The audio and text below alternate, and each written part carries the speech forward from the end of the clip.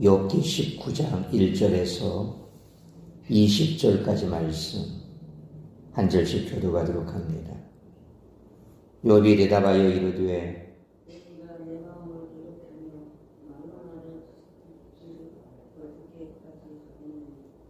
너희가 10번이나 나를 학대하고도 부끄러워 아니하는구나.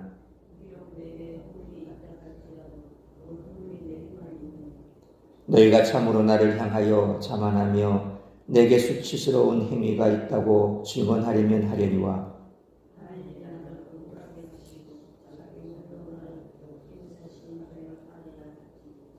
내가 폭행을 당한다고 부르짖으나 응답이 없고 도움을 간구하였으나 정의가 없구나.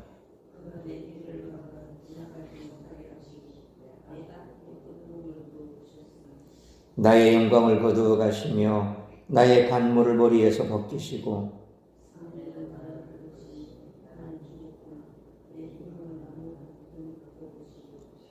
나를 향하여 진노하시고 원수같이 보시는구나.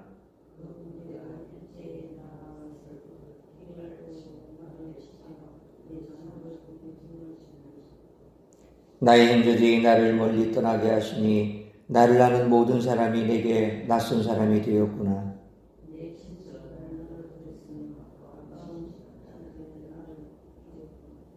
내 집에 머물러 사는 자와 내 여종들은 나를 낯선 사람으로 여기니 내가 그들 앞에서 타국 사람이 되었구나.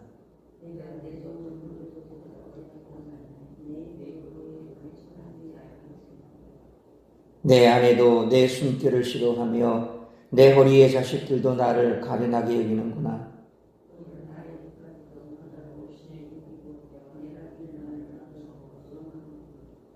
나의 가까운 친구들이 나를 미워하며 내가 사랑하는 사람들이 돌이켜 나의 원수가 되었구나. 내 피부와 살이 뼈에 붙었고 남은 것은 겨우 잇몸뿐이로구나. 아멘. 욥은 빌닷의 말에 실망했습니다. 욥은 친구들에게서 기존의 주장과는 다른 말을 기대하는 것처럼 보입니다. 그러나 친구들은 욥을 위로하거나 공감해 주지 않고 공격의 강도를 더욱 높였습니다.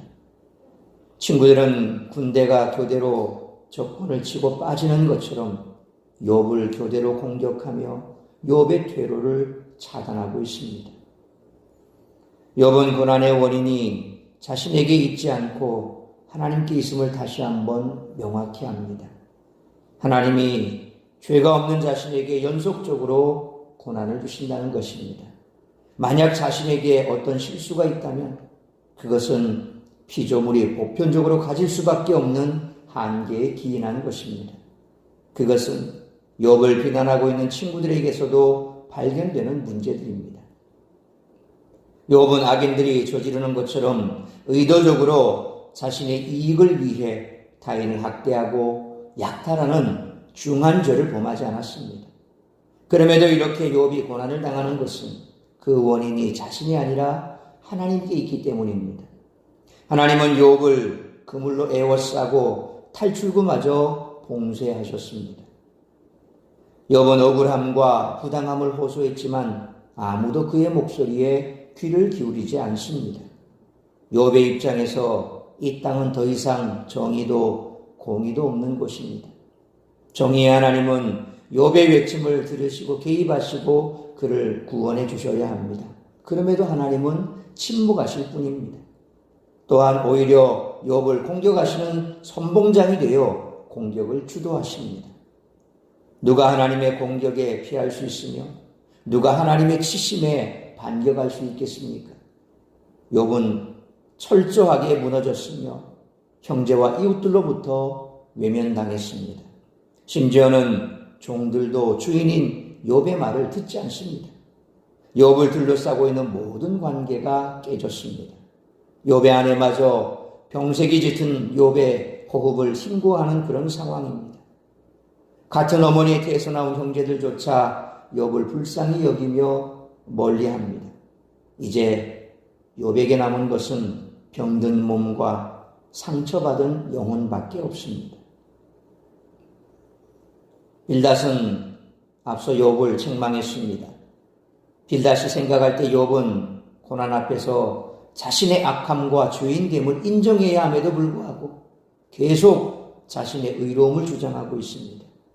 친구들은 욥을 위로하고자 찾아왔지만 욥의 태도를 보고서는 그를 용납하지 못합니다. 그래서 회개하라고 강요했습니다.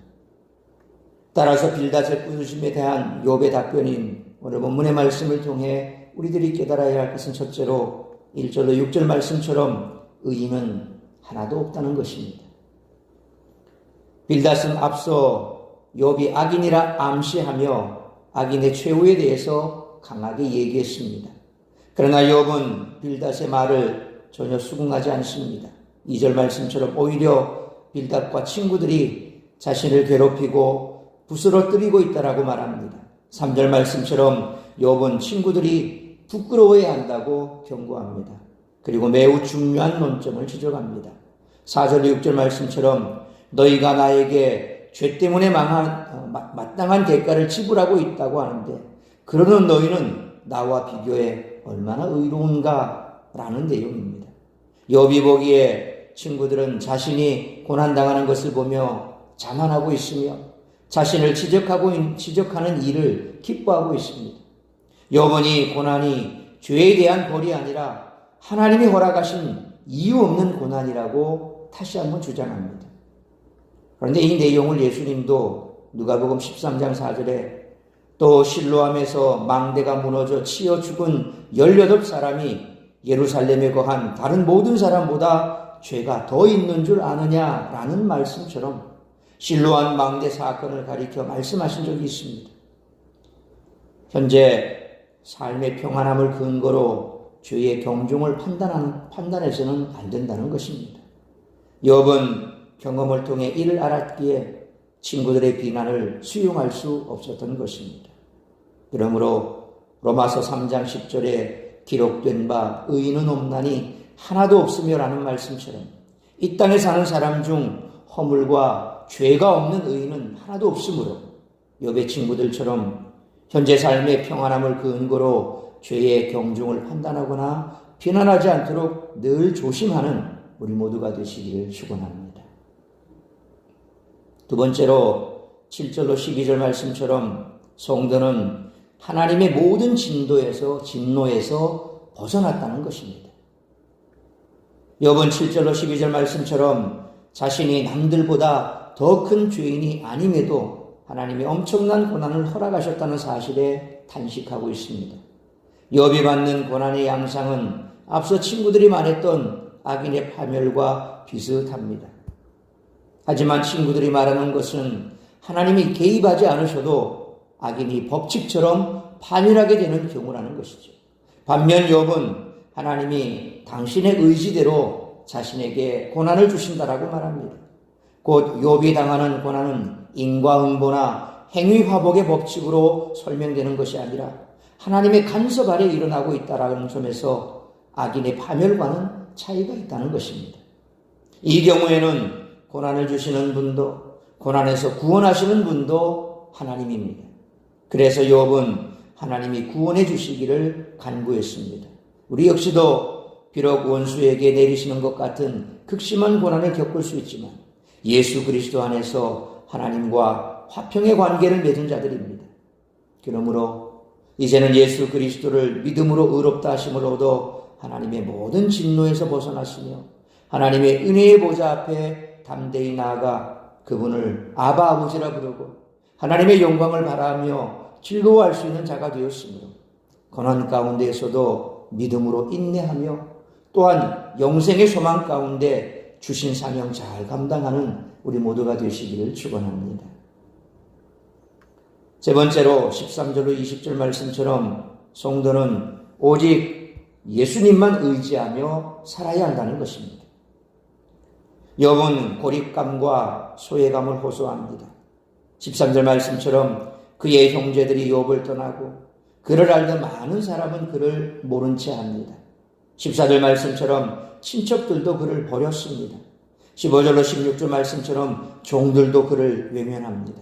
17절 말씀처럼 아내조차 그를 멀리합니다. 18절로 19절 말씀처럼 그와 가까웠던 친구들이 욥을 미워하고 조롱합니다. 누구도 그에게 진실한 위로자와 친구가 되어주지 못했습니다. 사람은 다른 사람을 전적으로 의지할 수도 없고 누군가를 위해 의지처가 되어주지도 못합니다. 사람은 모두 죄인이기 때문입니다. 예수님과 맺는 관계는 일반적 인간관계와는 전혀 다릅니다. 그분은 능력이 있습니다. 그분은 우리가 사망의 음침한 골짜기를 지날 때에도 우리와 함께 해주십니다. 우리는 아무에게도 기댈 수 없고 다른 이들의 의지도 되어주지 못했지만 예수님과 함께 한다면 인생이 허무하게 끝나지 않을 것입니다.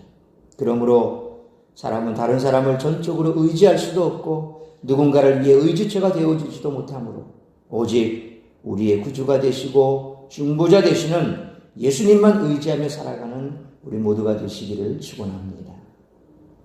사랑하는 성도 여러분, 욥의 친구들이 자신의 위로가 되어주지 못하고 오히려 자신을 더욱 고통스럽게 만드는 현실을 욥은 탄식했습니다. 누구도 욥의 탄식에서 자유롭지 못합니다. 아무리 노력해도 우리의 위로에는 한계가 있습니다. 고난 속에서 욥이 바라는 하나님의 은혜가 예수 그리스도를 통해서 이제 나타났습니다. 예수 그리스도만이 참된 위로자요 구원자가 되십니다. 그러므로 이 땅에 사는 사람 중 허물과 죄가 없는 의인은 하나도 없으므로 사람 의지하지 말고 오직 우리의 구주가 되시고 중보자 되시는 예수님만 의지하고 고난 가운데 믿음으로 인내하며 영생의 소망 가운데 주신 사명 잘 감당하는 우리 모두가 되시기를 주님의 이름으로 축원합니다. 기도하겠습니다. 걸어가신 아버지 하나님, 은혜와 사랑을 감사합니다. 오늘도 말씀으로 예배로 이 새벽을 깨워 하루를 시작하게 하시니 감사합니다. 오늘도 우리에게 주신 말씀 우리가 가슴 깊이 새기며 욥과 같은 그런 고난에 우리가 처하지 않는다 할지라도 또 우리의 삶이 그러한 삶까지는 가지는 않는다 할지라도 우리는 때로 우리 삶 가운데 힘든 고난을 겪기도 합니다. 또는 우리가 알고 있는 누군가가 그와 같은 고난 가운데 있는 모습을 보기도 합니다. 그런 상황 속에서 오늘 다시 한번 우리의 마음속에 새겨야 할 것은 우리는 누군가에게 의지처가 되어주지도 못하고 또 사람을 의지한다고 그것 때문에 우리가 도움을 받지도 못한다는 사실입니다. 세상에 의인은 아무도 없다고 했습니다. 누군가가 고난받는 그 고난을 바라보면서 그의 죄를 유추하고 또한 그를 힘들게 하고 그에게 손가락질하며 그를 세상 가운데서 악인이라고 정죄했던 욥의 친구들처럼 우리 역시도 그런 자리에 서지 않을 수 있도록 늘 조심해야 할 것입니다. 세상의 모든 사람이 이와 같이 죄 때문에 정죄를 받는다면 그것에서 자유로울 사람은 아무도 없습니다. 거기에 우리 또한 예외가 아니라는 것입니다.